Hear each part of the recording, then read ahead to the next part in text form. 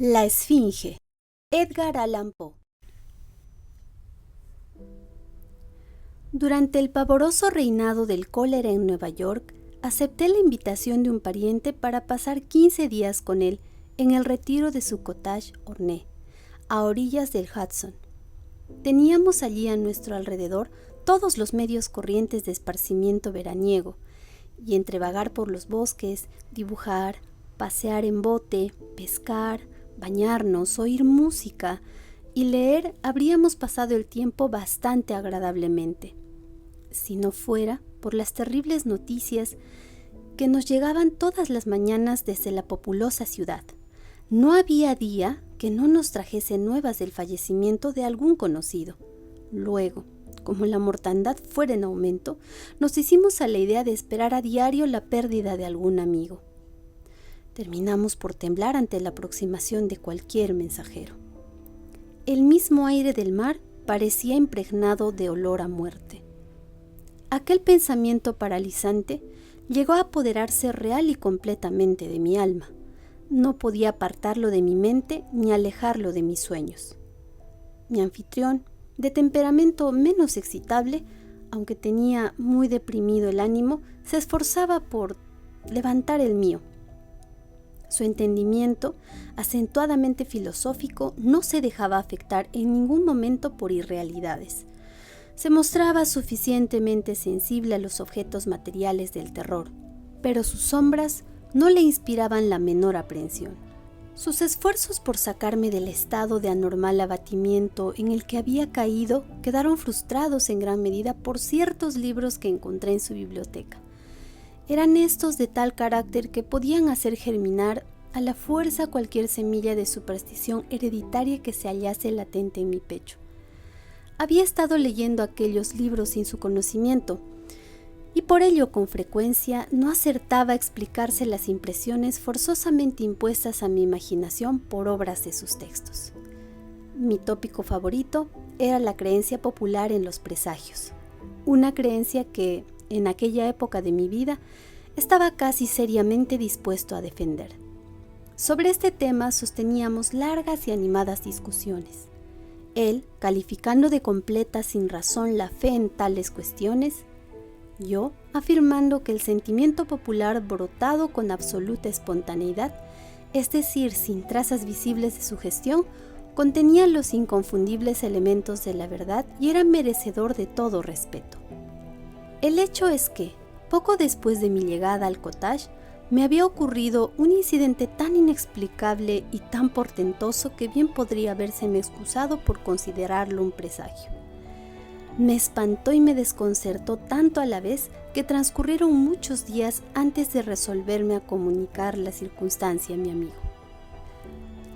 Al caer la tarde de un día sumamente caluroso, estaba yo sentado con un libro en la mano junto a una ventana abierta, que a través de una larga perspectiva de las orillas del río daba una distante colina, cuya cara más próxima a mí había sido despojada de la mayor parte de sus árboles por un corrimiento de tierras.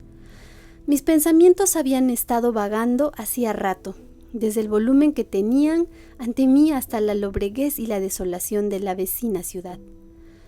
Cuando levanté los ojos de las páginas, mi mirada cayó sobre la desnuda superficie de la colina y sobre un raro objeto, sobre un monstruo viviente de horrorosa conformación, que se abrió paso muy rápidamente desde la cima hasta el pie, para desaparecer al fin en el espeso bosque de abajo.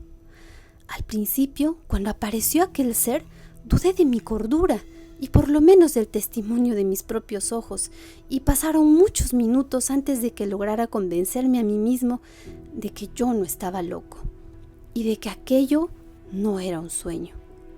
No obstante, cuando describa al monstruo, que vi con claridad e inspeccioné con calma durante todo el tiempo de su avance, me temo que mis lectores opondrán más dificultades que yo a dejarse convencer.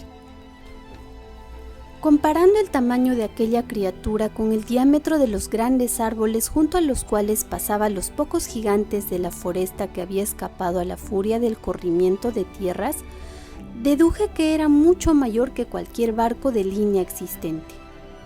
Digo barco de línea porque la forma del monstruo sugería esa idea. El casco de uno de nuestros 74 podría dar una idea muy aceptable de su contorno general. La boca del animal estaba situada en la extremidad de una probóscide de 60 y 70 pies de largo y aproximadamente tan gruesa como el cuerpo de un elefante corriente. Cerca del nacimiento de esta trompa se veía una inmensa cantidad de pelo negro e hirsuto, más del que hubiesen podido proporcionar las pieles de 20 búfalos, y proyectándose desde aquella pelambrera hacia abajo y lateralmente surgían 2 brillantes colmillos, no muy distintos de los de un jabalí, pero de dimensiones infinitamente mayores. Proyectadas hacia adelante, paralelas a la probóscide, y a ambos lados de ella había sendas varas gigantescas de 34 pies de largura, constituidas al parecer de cristal puro y formando 2 prismas perfectos que reflejaban con magnífico fulgor los rayos del sol poniente. El tronco estaba conformado como una cuña con el ápice hacia tierra. Desde él se extendían 2 pares de alas, cada una de 100 yardas de largura aproximadamente, un par encima del otro y otro densamente cubierto de escamas metálicas de unos 10 o 12 pies de diámetros cada una. Observé que las hileras superiores e inferiores de las alas estaban enlazadas por una potente cadena, pero la principal peculiaridad de aquella horrible criatura era la representación de una calavera, que cubría casi toda la superficie de su pecho, y que estaba trazada en un blanco deslumbrante sobre el oscuro campo del cuerpo, como si hubiese sido dibujado cuidadosamente por un artista. Mientras examinaba aquel animal terrorífico, y más especialmente el aspecto de su pecho con una sensación de horror y espanto, con un sentimiento de desgracia próxima que no era capaz de reprimir con ningún esfuerzo de la razón, advertí que los enormes maxilares del extremo de la trompa se ensanchaban de repente. De ellos brotó un sonido tan fuerte y tan expresivo de dolor que sobrecogió mis nervios como un toque de difuntos, y mientras el monstruo desaparecía al pie de la colina, caí al suelo desvanecido. Cuando volví en mí, mi primer impulso fue, por supuesto, contar a mi amigo lo que había visto y oído, pero no sabría explicar bien el sentimiento de repugnancia que al final me impidió hacerlo. Al final, un atardecer, 3 o 4 días después del suceso, estábamos sentados juntos en la estancia de la que yo había visto la aparición, yo ocupando el mismo asiento junto a la ventana y él reclinado indolentemente en un sofá cerca de mí. La asociación del lugar y tiempo me impulsó a darle cuenta del fenómeno. Me escuchó hasta el final. Al principio se rió de buena gana para adoptar enseguida una expresión extremadamente seria, como si mi insanía fuese algo fuera de toda sospecha. En aquel instante volví a ver con toda claridad al monstruo, hacia el cual atraje la atención de mi amigo con un alarido de terror. Miró él ansiosamente, pero afirmó que no veía nada, aunque yo le iba señalando con minuciosidad el recorrido de aquel ser mientras se abría paso camino abajo por la desnuda cara de la colina. Yo entonces me alarmé indeciblemente, pues consideraba aquella visión como un presagio de mi muerte, o peor aún, como un anuncio de un ataque de locura. Me desplomé en la silla y durante unos instantes escondí mi rostro con las manos. Cuando descubrí los ojos, la horrible visión había desaparecido. Mi anfitrión, sin embargo, había recobrado en cierta medida su aire calmoso y me preguntó sucintamente por la conformación del ser imaginario.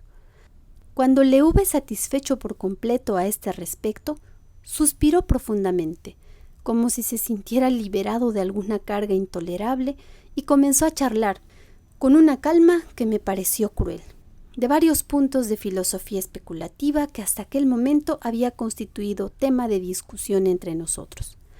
Recuerdo que insistió muy especialmente, entre otras cosas, en una idea. Decía que la principal fuente de error en todas las investigaciones humanas reside en el riesgo que corre el entendimiento al subestimar o sobrevalorar la importancia de un objeto solo por la estimación errónea de su propincuidad.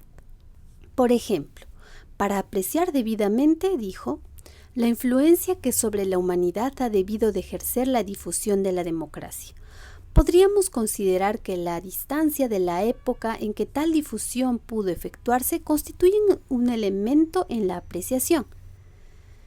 Y no obstante, ¿puede usted nombrarme un filósofo que haya juzgado alguna vez digno de discusión ese aspecto en particular? En este punto hizo una pausa que duró unos instantes.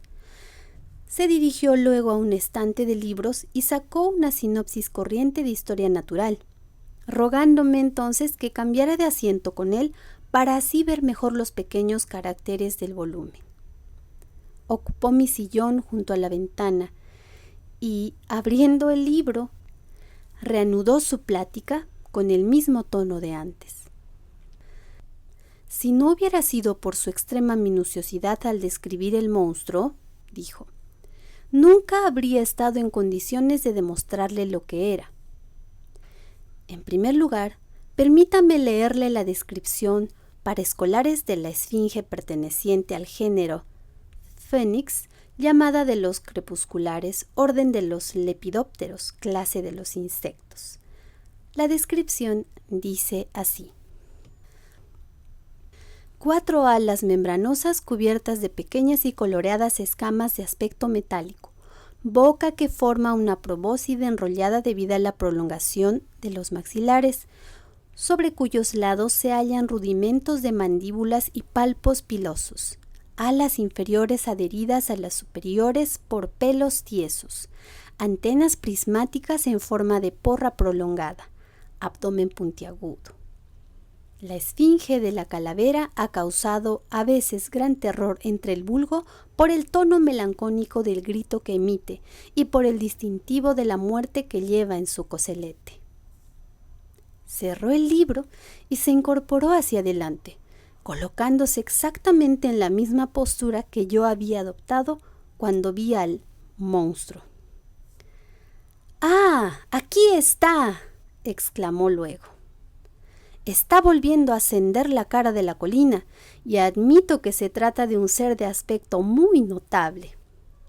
Con todo, no es en absoluto tan grande ni tan distante como se lo imaginaba usted.